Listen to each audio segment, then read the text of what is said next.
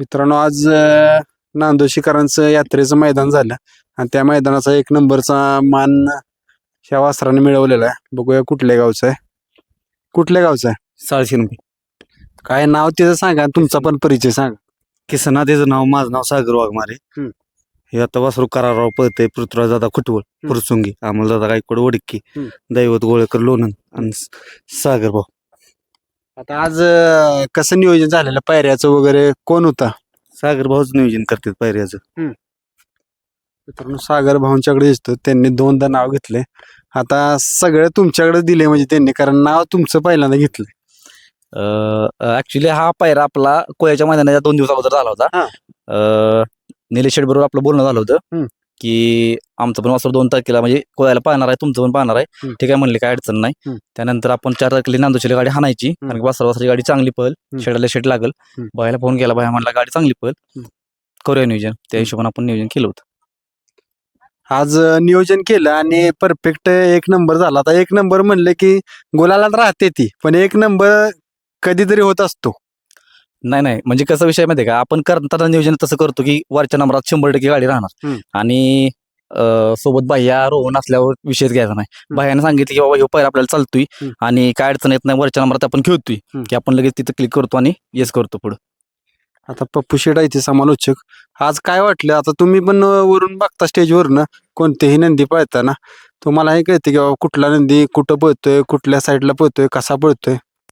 काय विषय, या वासराचा एक विषय आहे. ह्या वासराला बैल पुरला की त्या मैदानात हा वासरू एक नंबर करणार का तर करणार 100%. ह्या वासराच तेवढं विशेष आहे. आणि म्हणजे आता ही गाडी 3 फेर मध्ये लागली त्यावेळेस सागरला सांगितलं होतं गाडी आपली आज एक नंबर करेल. गटकीच्या वेळेला काढला त्यावेळेला मी स्टेजवर जात होतो. पप्पू शेटने मला बोलवून घेतलं, म्हणले आज एक नंबर आपल्या गाडीने करायचा 100%. आणि त्या गॅस गाडी लागत होता तसा.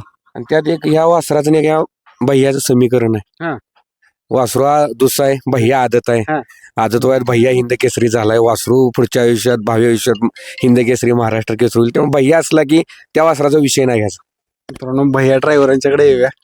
आता ड्रायव्हर सांगितलं पप्पू शेटनी की आदत आणि दुसरा मिलन झाला आणि एक नंबरचा मान. नाही, पहिल्यापासून मीच खोंड आणतो. जेव्हा फर्स्ट टाइम आणला तेव्हा एक केला मी खोंड. त्यामुळे खोंडाचं खोंड म्हणजे आपल्याला पळतो खोंड, त्यात काही विषय नाही. आता जसा ओरिजिनल हिंद केसरीचा मान भेटलाय तुम्हाला, तसं तुम्हीही वरच्या स्टेजला गेला आणि त्या स्टेजला टिकून राहिलाय. स्टेजला टिकून राहिलो म्हणजे विषय कसा आहे, स्टार आहेत माणसा, म्हणजे स्टारवर राहतं सगळं.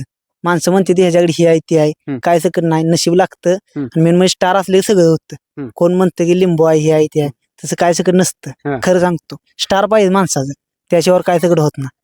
खरंय मित्रांनो, सगळ्या गोष्टी होते त्या, बैल्या पळते ती, पैर होते ती, पण मेन महत्वाचं असतं नशीब. आणि ज्या दिवशी तुमचं नशीब असेल ती कायम बोलतो मी की त्या दिवशी तुम्हाला कोण अडवू शकत नाही. त्या दिवशी एक नंबर ठरलेला आहे. आता सुट्टी मेकर आहे ती रोहन.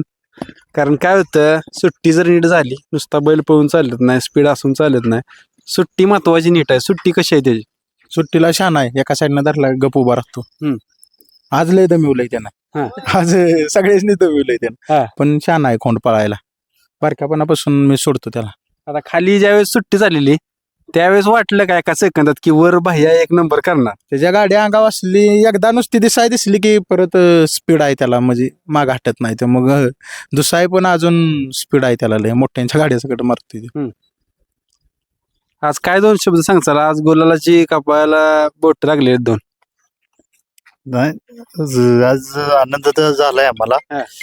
आणि हे सागर शेटनं जे नियोजन केलंय ते चांगलंच असतंय. मागे पण त्यांनी नियोजन केलं तेव्हा पण एक नंबर केलेला नाही ह्याच्यामध्ये. त्यामुळं त्यांच्यावर आमचा विश्वास आहे. त्यामुळं जेव्हा ते पायरा करतात तेव्हा एकच नंबर होतो. मित्रांनो अजून दुसरे मालक आहेत, त्यांच्याकडे ह्या साईडला बॅकफुटला उभं राहिली ती. आता कॅमेरा पुढे आला पाहिजे, कारण काय होतं, यश भेटलं की आजकाल काय चाललंय, सगळी दुनिया पडद्यावर चालली. आता तर डिजिटल झाले सगळे योग. नाही, आम्ही पडद्याच्या मागणं राहूनच कार्यक्रम करतो पहिल्यापासून. कधी पडद्याच्या पुढं, आज पहिल्यांदा आलोय फर्स्ट टाइम. कधी नसतोय पुढं. सागर भाऊ आमचं पुढं असतात. आपलं सागर भाऊला सांगायचं हेव नाही पायरा, हेव घाला, हेव नाही हेव करा. दादांचं माझं बोलणं होतं, दादाचं माझं बोलणं झालं की सागर भाऊ डन करतात. सागर भाऊ आज हा तर चांगला पाहिला पण जोडीदार पण महत्वाचा आहे कारण गाडी नर मादी पाहिली तर ही यश एक नंबरच भेटते त्याच्याबद्दल काय सांगचाल?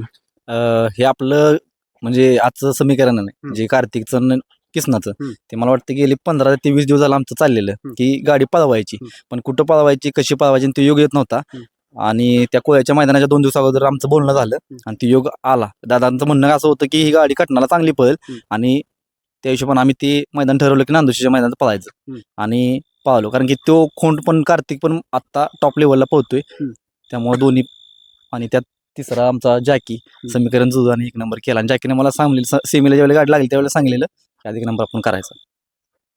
आज गुलालाचा मान भेटला 1 नंबरचा काय वाटतं आज? आनंदच काय दुसरं काय नियोजनचं बादशाह सागर शेठ मधने लेंगरे हेच एवढं दुसरं काय नाही आमचं नियोजन फक्त नियोजन केलं पाहिजे महत्वाचं नियोजन बादशाह मंगेश तांदे सागर शेठ मधने हे पडद्या मागचं 2 हिरो आहेत फक्त दुसरं काही नाही. पप्पू शेठ समालोचक पप्पू शेठ ह्यांचं फक्त नियोजन आहे तिघांचं.